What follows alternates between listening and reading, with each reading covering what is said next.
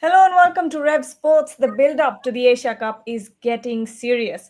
Rohit Juglan is already there in Dubai. He brought us all the arrival visuals. He will be there in a couple of hours for the practice session, not couple of hours, 6 p.m. local time. So 2-3 hours more till Indian team starts their official practice for the Asia Cup. You'll see the Asia Cup squad for the first time in Dubai practicing together.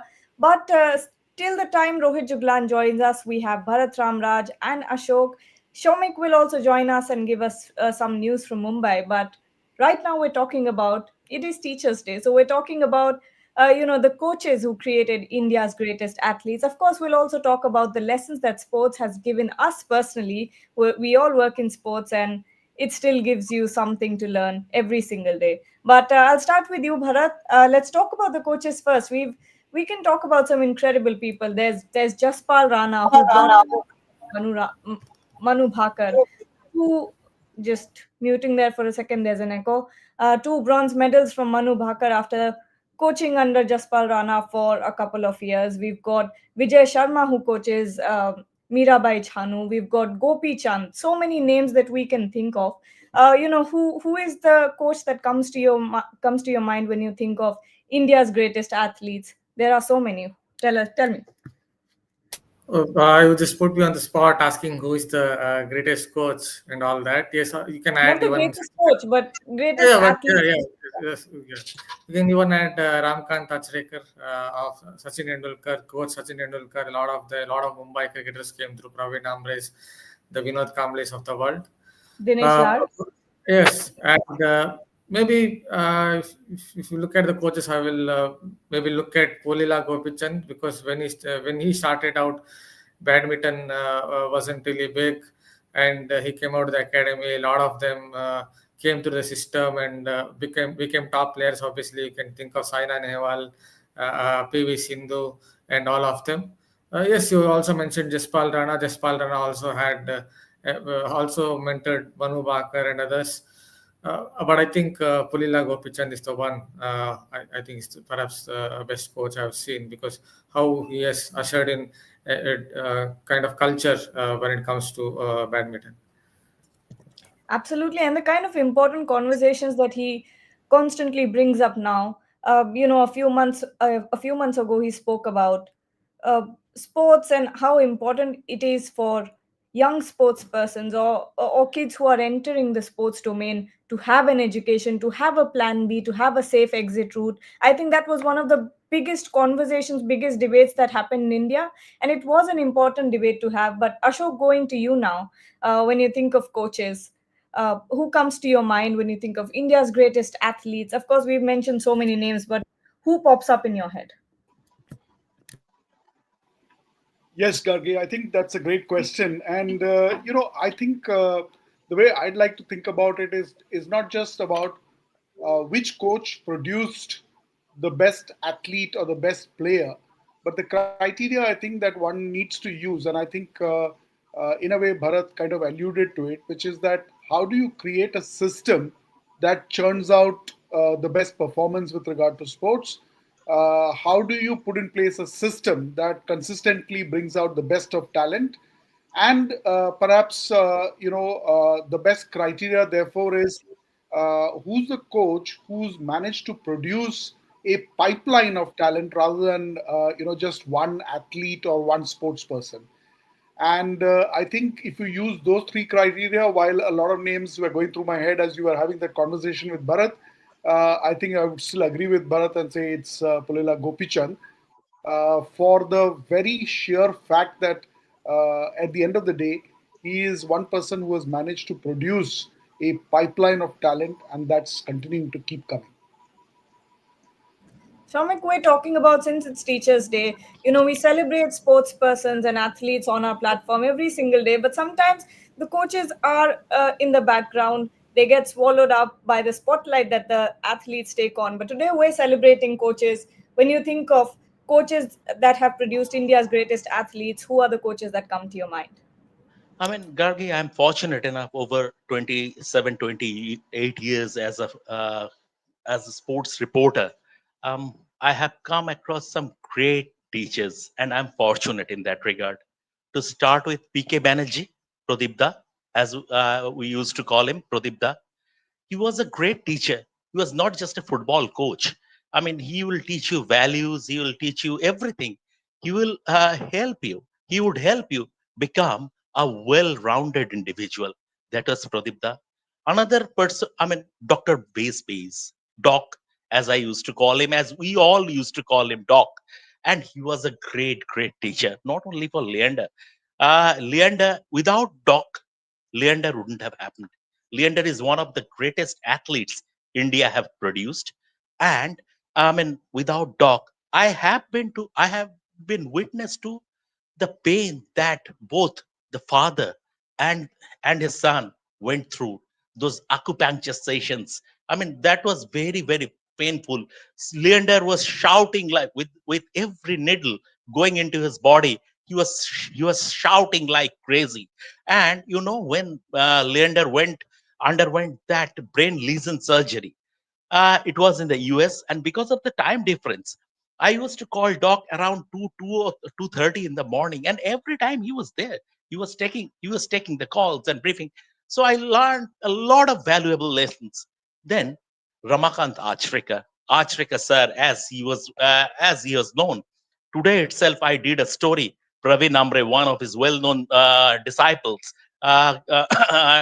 giving a fitting tribute to his mentor and coach, and he said that his guru, Ramakant Achrikar, was not only a coach, he was the guru, because he taught us valuable life lessons.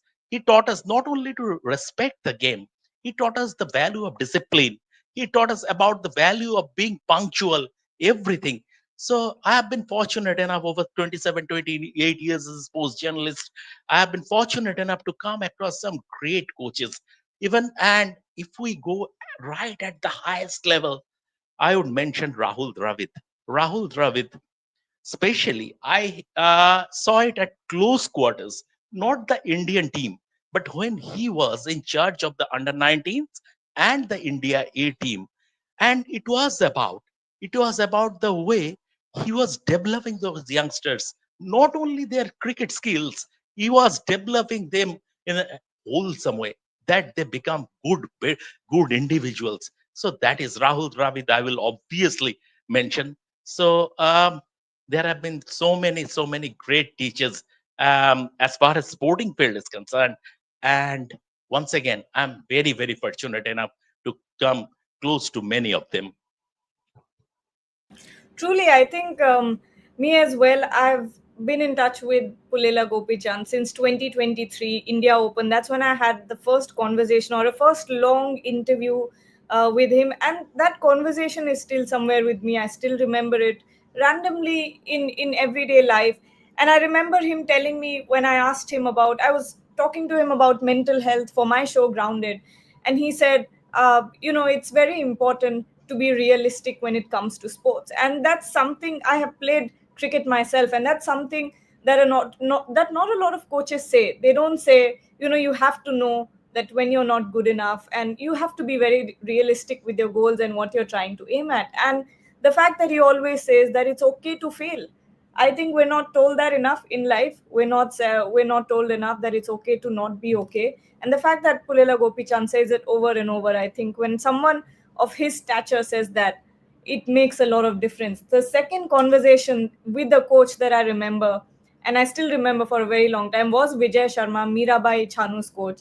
And I had gone to Panipat at that point at the Sai Academy at the weightlifting training center, and he was randomly talking to one of the weightlifters, and she was not able to lift the weight. It was close to 200 kg. She was not able to lift the weight, and you could tell that she was getting upset over the fact that she kept failing. And he said, it's not the weight, it's your mind that is making it heavy. And I think that is also that applies to a lot of aspects in your life. Bharat, I'm sure you've also interviewed a lot of coaches. I'm sure you also have anecdotes or little, things or lessons that stay with you for a very long time. Is there something that, you can think of at this point? You see, if you ask me straight away, I can think of one story. Obviously, I didn't get the chance to interview the great Ramakant Achrekar, But I remember one story. I think it was Vinod Kamble and Tendulkar practicing, and Vinod Kamble used to like the kite flying or get those flying of the kites. So he was doing this. Ramkant Achrekar, obviously a strict disciplinarian, he wouldn't allow such things to happen. But he didn't know that Kamble was doing this. But our Sachin Tendulkar always used to see Kamble doing it. So once he went to Ramkant Achrekar sir and told him, "Kite, Vinod Kamble fly." And then Vinod Kamli was scolded a few times. That tells you something about the strict disciplinarian that Ramakant Acharekar sir was. But I just want to add one more coach. He might not be an Indian, but I think James Hiller has done a great job when it comes to athletics. He has ushered in the revolution, kind of revolution. Look at the kind of athletes that are coming through. Even someone like Jyoti Araji, everyone is coming through and they're performing really well. And India's athletics is on an upward curve. So I just wanted to add his name as well. All right. Gautam Mehta is giving us a history into Teachers' Day. Teachers' Day is a special day for appreciation, yes, of course. And the tradition began when D.R. Radhakrishnan, student, asked to celebrate his birthday in 1962, but he suggested it would be more meaningful to observe the day to honor all teachers instead. All right. Ashok, I'm sure you've been involved in sports as well. This similar kind of question that I asked to Bharat, something that stays with you for a long time, be it a teacher or a coach. Is there a conversation that you still remember randomly in day to day life? So, I think I'm going to take an example from my school days, if I can. I grew up in Kolkata, and we had a coach called Pranabda. I somehow don't remember his full name right now, but he used to basically coach us for the under 15 cricket team. And Pranab Nandi. yeah, Pranab Pranab Nandi. Nandi. Thank you, Shovik. Yeah, absolutely, Pranab Nandi. So he used to coach us. Tultulda.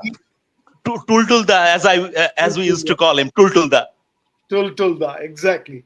So I think he used to land up, for coaching. There were days when he would come to the coaching, looking perfectly like a coach, and there were days when he would come wearing flip flops and not really looking like a coach. But I think what I admired about the man was the absolute sincerity with which he approached his job.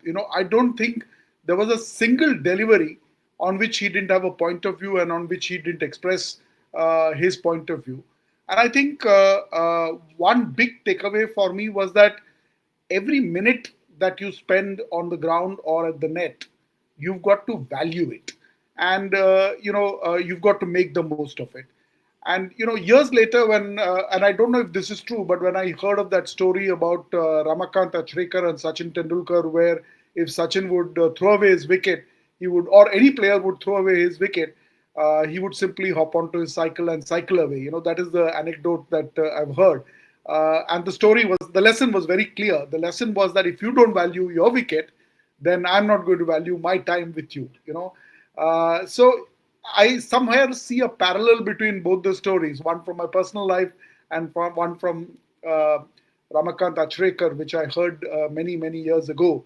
And I think that's a great lesson, because I think coaches take every moment as one of significant value. And if you do not accord that respect, if you do not accord that premium to that time, then no one else will. Very true. Very true. I think that's a good lesson there. Shomik, anything you've been doing this for so many years now. I'm sure you have many stories. Ashok has brilliantly brought it right at the grassroots level. So let me share something. I mean, he mentioned about Tuldulda, our beloved Pranab Nandi, and uh, not his contemporary, a bit senior to him, Gopal Bose. He has been a great coach and mentor. He has produced so many Bengal Ranji Trophy cricketers, Pranodip Bose, Shourashish Riley, or Shourashish Lahiri, or Indam Das, you name it. But once again, the thing that is common to all of them, that is they respected the game. Whatever it is, they respected the game.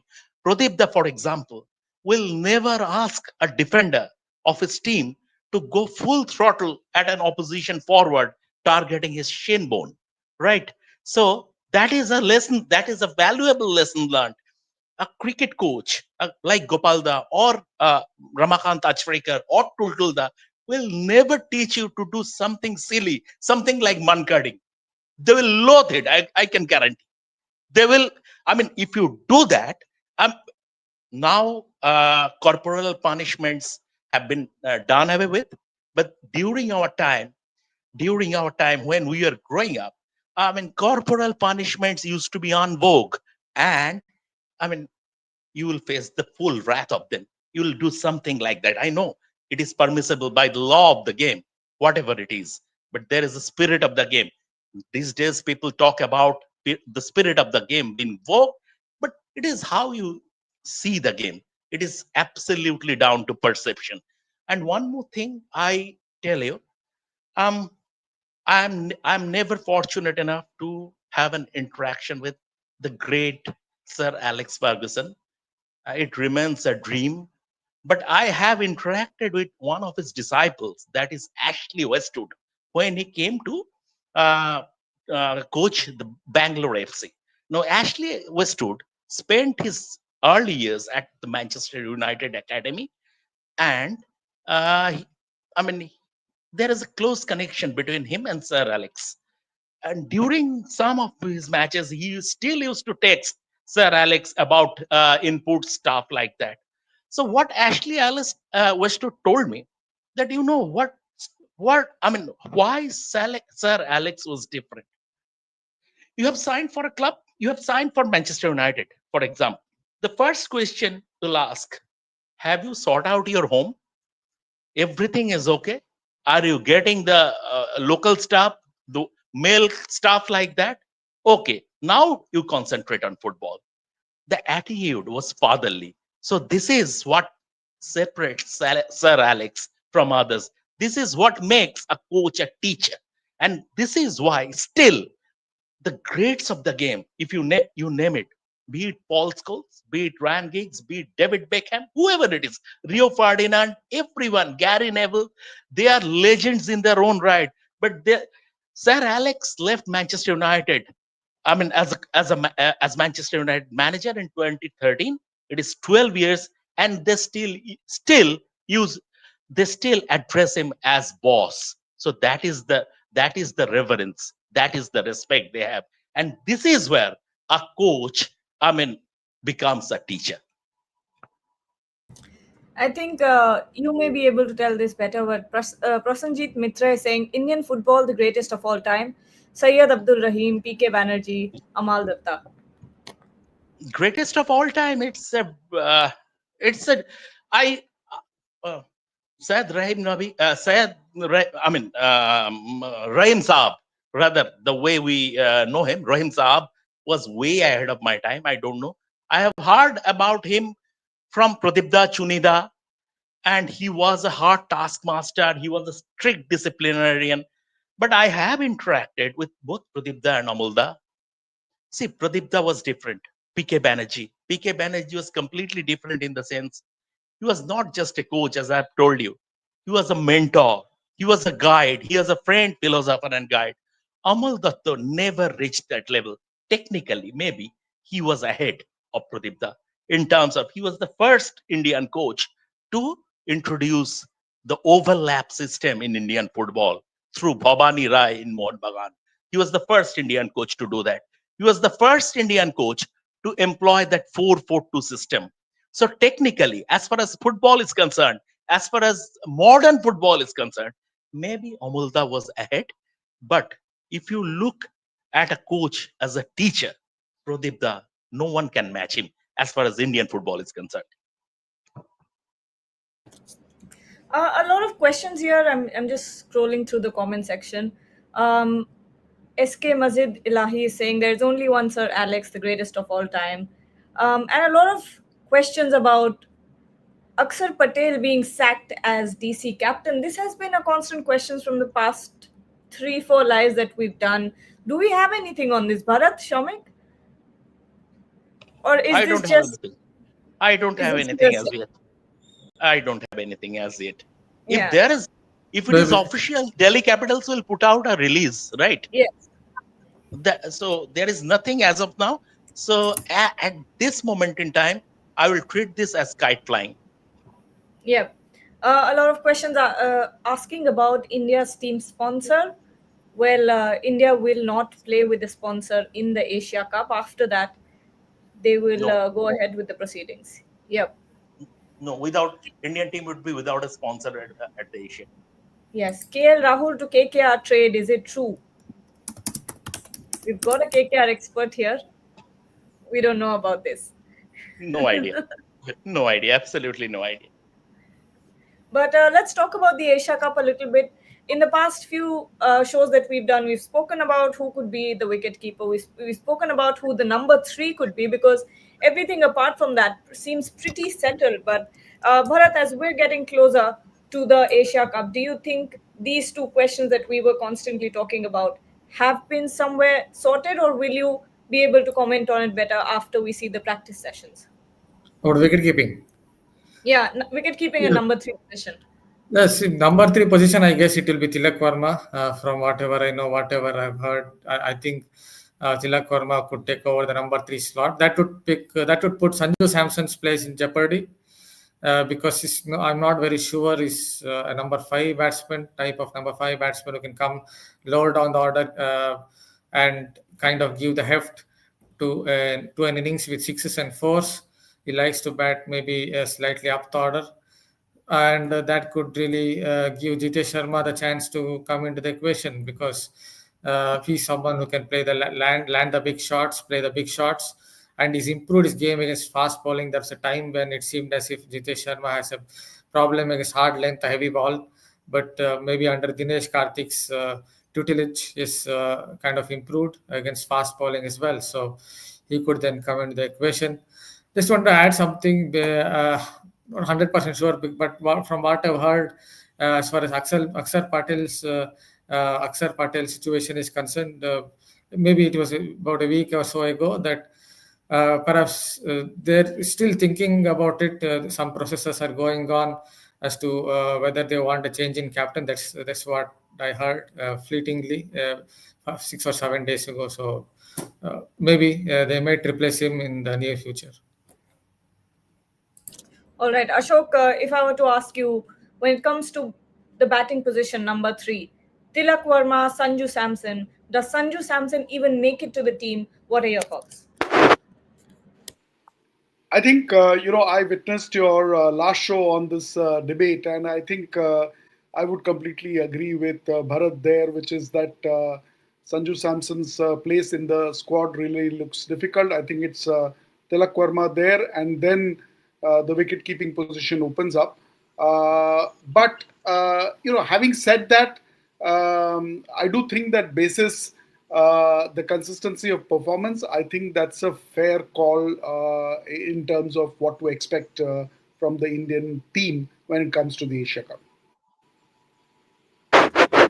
All right, Shamik, there's a comment here. Fitmonk is saying, after watching high quality India England series, test series, Asia Cup is like a Tushar Kapoor movie. No hype at all. I mean, the charm of test cricket is something else, though. It's Absolutely, yes. Absolutely cannot compare at all. And basically, if you put aside the geopolitics, India Pakistan, there's only one serious opponents Yeah. for India in the Asia at the Asia Cup, and that is Afghanistan. So uh, Afghanistan are India's nearest challenges. So if India would have gone there with two teams, like if you pick the guys who haven't made it to the squad, to the 15-member squad, just as Jaiswal, Shreya Iyer, and others, maybe India A and India B would have played the final. So the gulf is that huge. So from that point of view, it is India are overwhelming favorites to. It is a it is not a top tier tournament at all. But the geopolitics, if you bring the geopolitics angle into it, the tournament gets the hype. That's true. And a lot of people actually have been confused about why India, or why the Indian team, when it comes to hockey, when it comes to cricket especially, I think there's a lot of uh, public sentiment involved in cricket, and there is a bit of an outrage as to why India is playing Pakistan, why Pakistan junior hockey team will be coming to India next year. But India is in a very unique situation at this point, especially when it comes to Pakistan and the sporting engagements. On one hand, you have this public sentiment after the terrorist attacks at Pahalgam.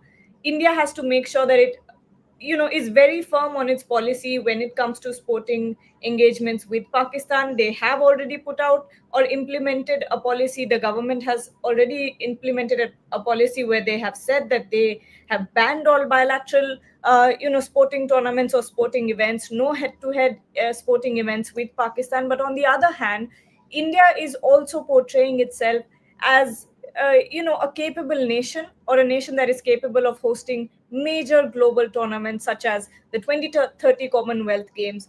The bid has already been submitted. Then the 2036 Olympics. So you have to understand that India is trying to have a delicate balance here, that on one hand there is no bilateral sporting events, but on the other hand they have to adhere to the Olympic Charter. They have to adhere to international sporting guidelines, where they cannot deny visa, cannot refuse entry to Pakistan into the nation, because again it is about India portraying itself as a sporting powerhouse. So that's where the situation is at the moment, and I understand where the confusion comes in from. But moving on now, we have geopolitical issues with Pakistan only. Jitendra Mishra is saying cross-border terrorism is not an issue for you. See, again, it's not about it being an issue for us. Obviously, we don't want to go out there and play with Pakistan, but at the same time, you have to understand that when it comes to global tournaments, you have to play. You have to go and play. You can't just say no. There is an Olympic charter, there is an international sporting charter, and you have to adhere to those rules. All right, more questions here. Gargi, I just want to Yeah. add something to this. See, there is a lot of confusion about the West completely putting a blanket ban on Russia due to the Russia-Ukraine war. But the situation is completely different here. Russia is banned by the IOC. Russia is banned by FIFA. So at the Olympics, the Russian athletes are participating under the IOC flag. They are not participating as Russian athletes until and unless Pakistan are banned from by the IOC or the FIFA or the global governing bodies in multi-nation tournaments. You have to adhere to an Olympic charter. When you are aspiring to have big sporting events, the biggest sporting events of them all, the Olympics in 2036, you have to adhere to the Olympic charter. Simple as that. Absolutely. I wrote a piece on this today morning as well, explaining the same thing, and we've been talking about this for a very, very long time. Vaibhav Taragi is saying India versus other teams is not even a competition. If we don't win Asia Cup, then there are no words. Bharat, you take this one. Take the bullet. Do you think there is a chance of India not winning this tournament?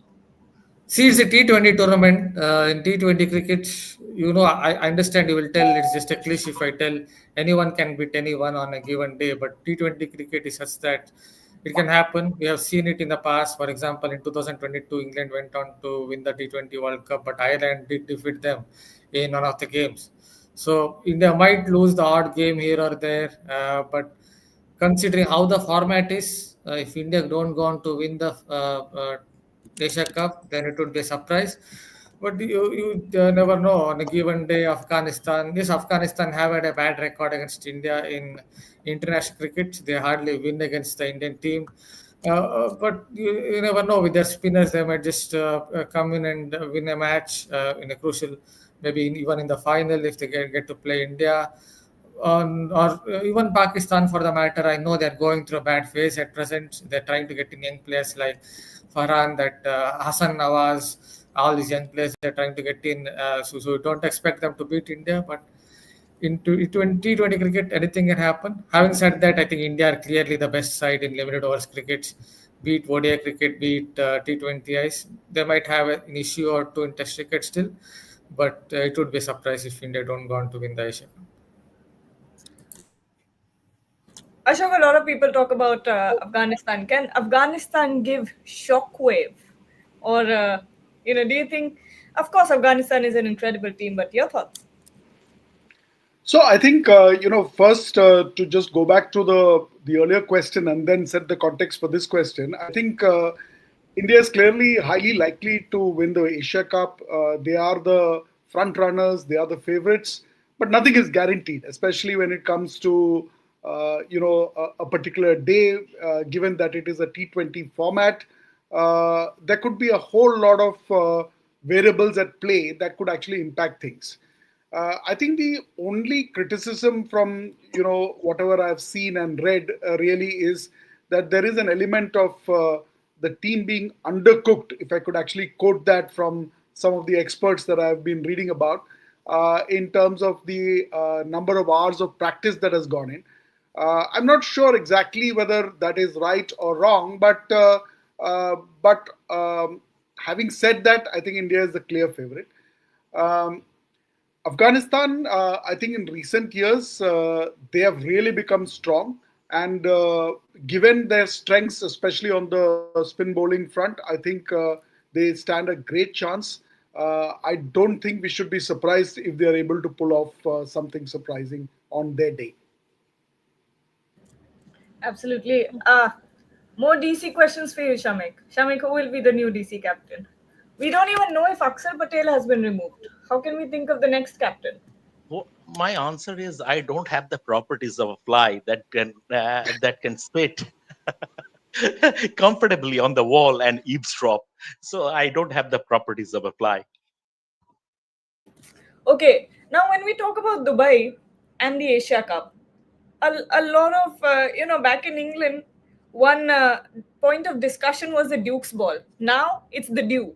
So, freaking awesome here is asking whether there is dew or not. Toss plays a crucial role in the Asia Cup. If there is no dew, the wicket will slow down and chasing becomes difficult. 184 is the highest recorded chase in Dubai in T20. As Shomik, your take on the dew and how much will it, how big of a I, factor is it? I don't think so. I have covered a couple of Asia Cups in Dubai in September.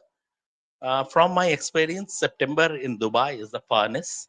It's a pressure cooker. You would be put into a pressure cooker.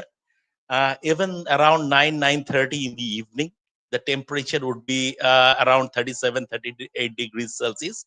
So I don't know how much dew would be a factor. If the tournament were in October, November, stuff like that, in the 2nd of October, dew might have come into play. But I don't see during this time of the year, the dew is making a heavy inroad. Yeah. Okay, so final round of questions. Of course, this is the Teachers' Day special show. And who's the biggest teacher in our lives at the moment? I think it's sport. What's your best or the biggest lesson that sport has taught you, Bharat? Biggest lesson sport has taught me, I think losing and winning is just a part and parcel of the game. Sometimes it's not like you will always win in life. In life, there would be situations where you might try your best and still you may not be able to get the rewards for it. And I think that's what sport has taught me. That uh, as in sport, I remember a match. I think it was between Rafael Nadal and Federer, 2017 Australian Open. I was coming back from another place, and I was following the scorecard. I saw that my favorite sports person of all time, Rafael Nadal, was leading in the fifth set, and then suddenly Federer won 4 or 5 games in a row and won that particular match. I was disappointed like anything because for me, Rafael Nadal has always been everything. So in sports, but then I understood the way he took that defeat with humility, the way he showed the great sportsman spirit of losing that match, embracing Federer. That winning and losing is just a part and parcel of your life, and I think that's what has really taught me when it comes to sports. Ashok, what about you? I think the unique thing about sports is that it teaches you to fail in public. I'm not sure how many other disciplines or other areas players have to people have to contend with that, and I think that's a huge one. Of course, we are all familiar on the subcontinent about cricket and about failing in front of huge crowds. But I think if you look at even a game like tennis, and it's interesting that Bharat spoke about tennis just a minute ago. You are playing, you are alone, you are out there on center court, and you are in full view of the public, and there is nobody you can turn to except yourself and look into your mind. And I think only last week I was reading this article that today people talk about mental well-being in sports. People talk about how mental strength and issues around mental health have become so prevalent. And this article really talked about how tennis for so many decades together had this element where you don't really have anyone with you on the center court, and it's really up to you to bring out the mental strength from the deepest recesses of your mind in order to be able to succeed. And there are so many countless examples. Of course, we don't have the time to go into it, but I think coming back to the point, I think to fail in public and then to pick it up from there and then to come back is a huge lesson that sport teaches us about sport itself and, of course, about life. Shamik? Totally agree with Ashok. I think sport is where, I mean, sport gives you the allowance, uh, uh, or rather, I should say, sport gives you the right to lose. This is the only sphere. Maybe life even doesn't give you the right to lose, but sport gives you that. Uh, a few years ago, I think 2021 or 2021, likely, when those big clubs in Europe came up with that deplorable Super League plans, their supporters hit the street, and their the theme of their protest was, "We don't want to lose our right to lose." That is what sport is all about. So this is the beauty of sport, and sport teaches you to be fair. The sports teaches you uh, the the meaning of equanimity, because it's a great leveler. Today you can hit a 70 ball 100. The very next day you might get out for a golden duck. So it's a great leveler. That's what sport is all about. Absolutely. On that note, we'll take your leave. But before that, of course, Rohit Juglan is joining us from Dubai. He's giving us the latest updates. And of course, we'll also show you India's arrival visuals. So thank you so much, everyone, for joining. Bharat, Ashok, and Shomik. We'll see you soon. Here's Rohit Juglan from Dubai giving us the latest updates. It's 43 degrees here in Dubai at this point of time. Around 6 p.m. India will start their practice today, and right behind me you can see the practice facility. There's one ground here at the ICC Academy and one ground on that side. So most possibly this will is the area which Indian team will choose, this ground. uh, you know and after that, there are a lot of questions around that. Shubman Gill's presence, because a lot of players were not there in yesterday's visual. I can tell you this, that he is here. Shubman Gill is already here. There were a lot of questions around Hardik Pandey also. I hope that you saw that picture of his in the complete new look. So Hardik is also here, Shubman Gill is also here, Sanju Samson is also here, because there were a lot of questions around these players. And Team India to start their practice today only. And the Indian team, the complete Indian team is here. Yes, some of the players are not part of the visuals, but that doesn't mean that they are not here. There were different timings for all the players, as we mentioned in our breaking on 20th of August. So you can see the airport visuals from here onwards, of all the players. Thank you.